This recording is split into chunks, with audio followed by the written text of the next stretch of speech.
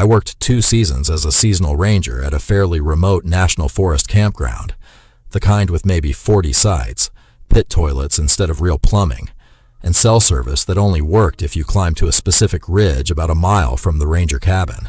Part of my job during the summer season was doing a late overnight patrol loop through the campground, checking for unattended fires, noise complaints, and generally making sure everyone was safe, since we were a good 90 minutes from the nearest actual town and any real emergency response. Most nights were uneventful, drunk college kids being too loud, families with fires that needed to be doused before bed, the occasional bear getting into someone's cooler because they didn't store their food properly. Standard stuff. What I want to tell you about is a specific site, number 27, tucked slightly apart from the others at the end of a spur road, that had a reputation among the seasonal staff that I didn't fully understand until my second summer there. The senior rangers had a rule, never explicitly written down anywhere official, that Site 27 didn't get assigned to campers during the overnight reservation system if it could be helped, and if someone did book it directly through the online system without staff catching it first, whoever was on overnight patrol that night was supposed to do an extra check on that specific site, more frequently than the standard loop. When I asked why, I mostly got shrugs and vague answers about the site having bad drainage or being too close to the tree line for comfort, which didn't really explain the specific vigilance around it. I found out the real reason on a night in late July, when a family had booked Site 27 without anyone catching it, in time to redirect them. I did my normal patrol loop, checked on them around 11 p.m., found everything totally normal, fire properly banked, tent zipped, nothing unusual. I noted it in my log and continued my rounds. Around 2 a.m., doing my extra check on that site like protocol required, I noticed something wrong before I even got close enough to see the tent clearly. There was a second fire pit, glowing, actively burning, about 15 feet from the site's actual designated fire ring, which had been properly doused hours earlier exactly as I'd verified myself. This second fire wasn't in any built ring, just directly on bare ground, flames maybe 2 feet high, clearly not something that had been lit accidentally or left to smolder.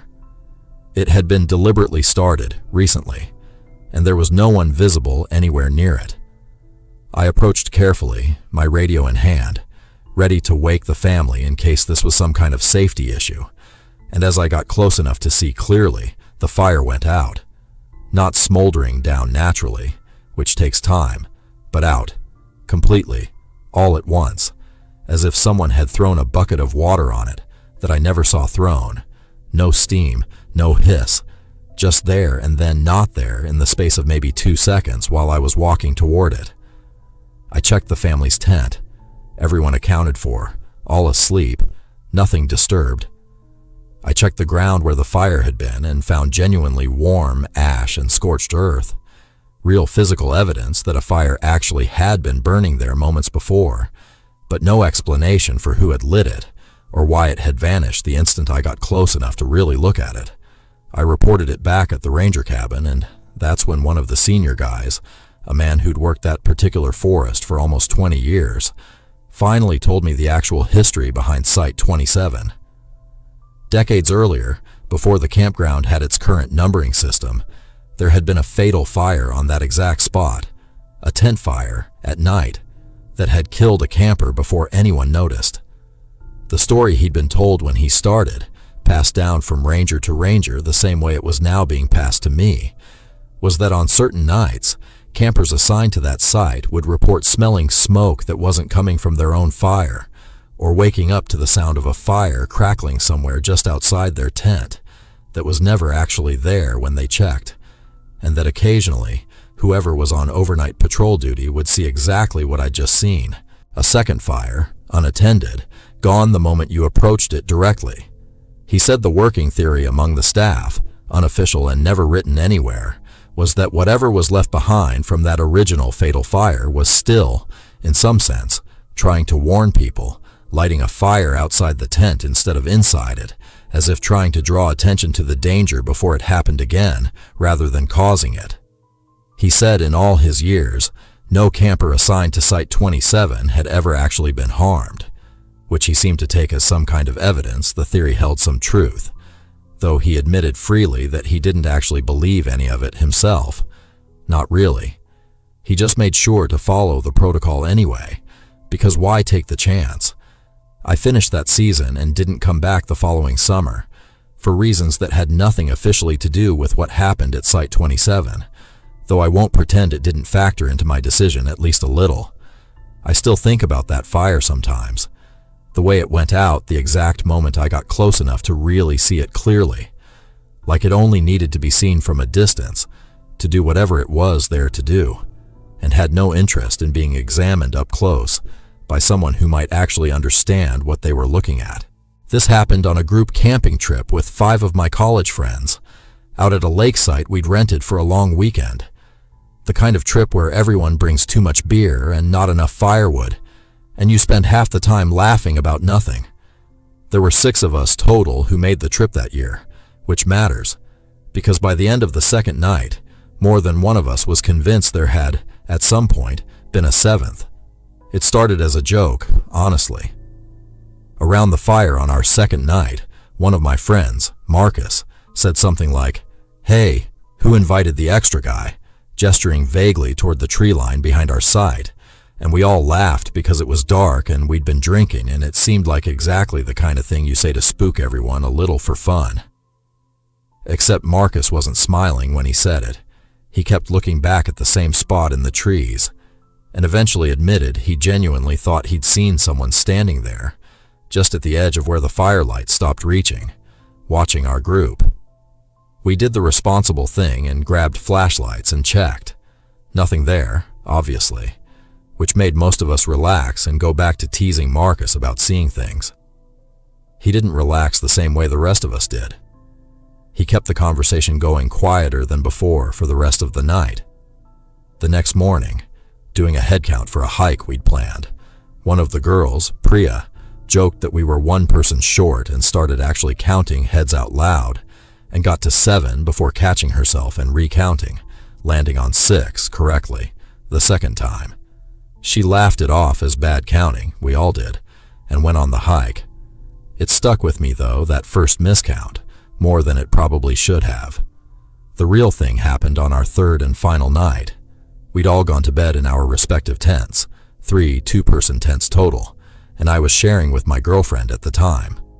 Sometime after 2 a.m., I woke up to the sound of someone unzipping the rainfly on the outside of our tent. Slow, deliberate.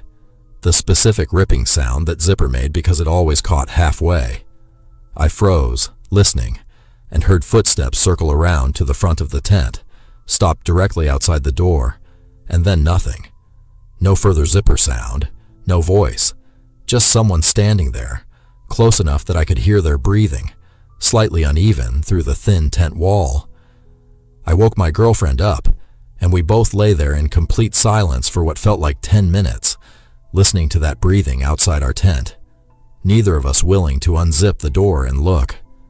Eventually, the footsteps moved away, toward the direction of Marcus and his girlfriend's tent, and we heard, faintly, another zipper being tested, and then silence again.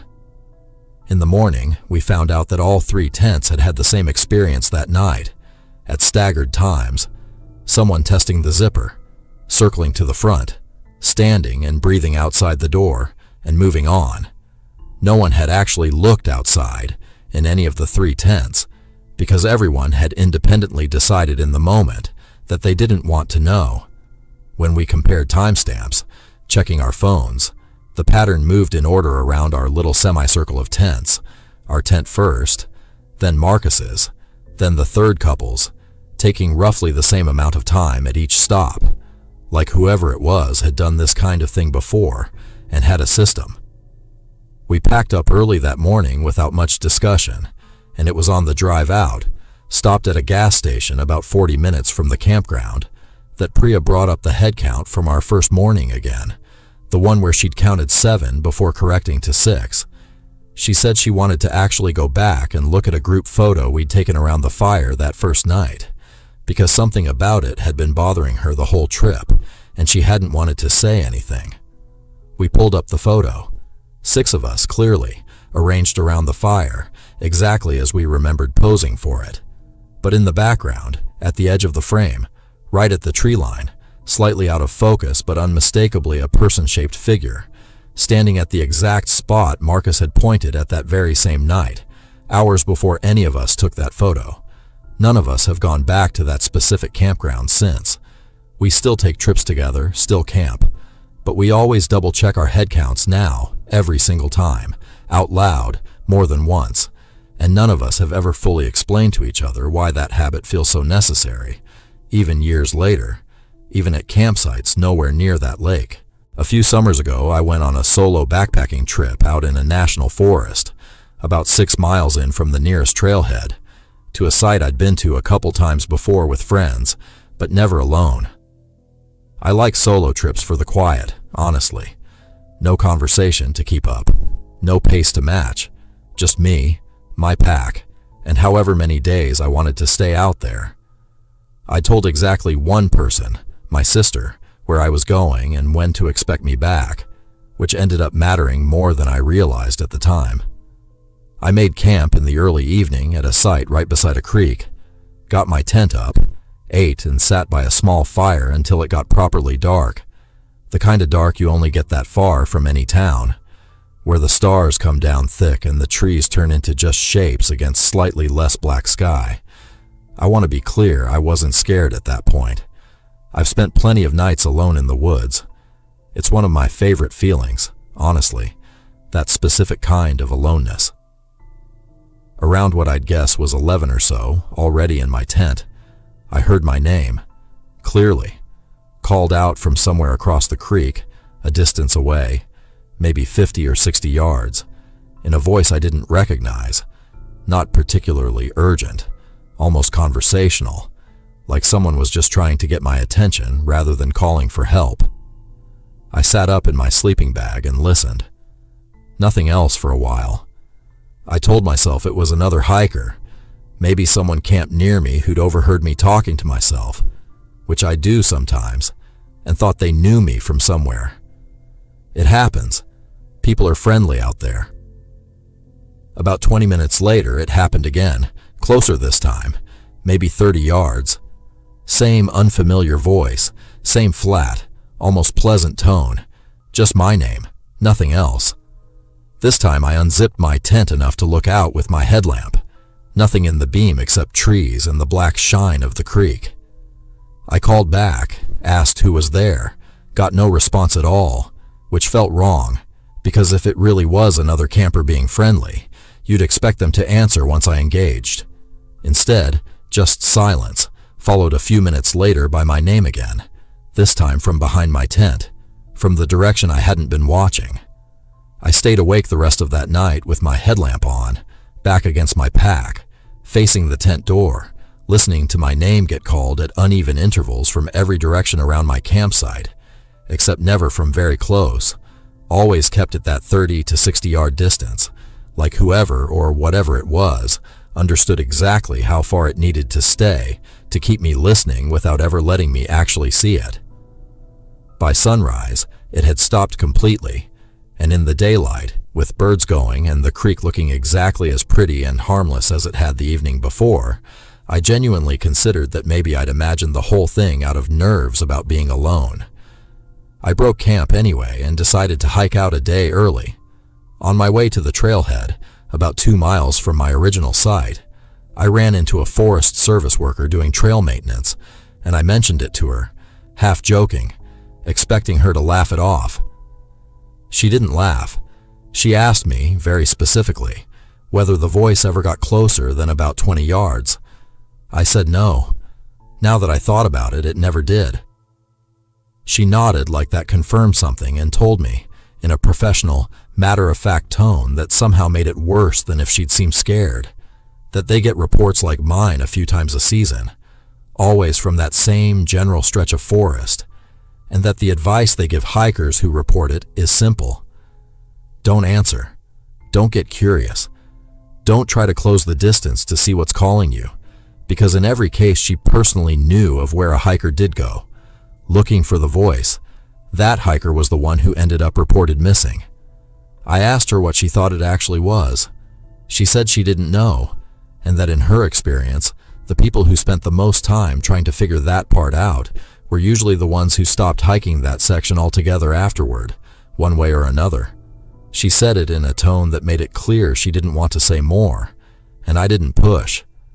I finished my hike out that day and didn't go back to that particular forest for almost 2 years. When I finally did return, with a group of friends that time, deliberately choosing a different site further from the creek, nothing happened the entire trip. No voices, nothing out of place.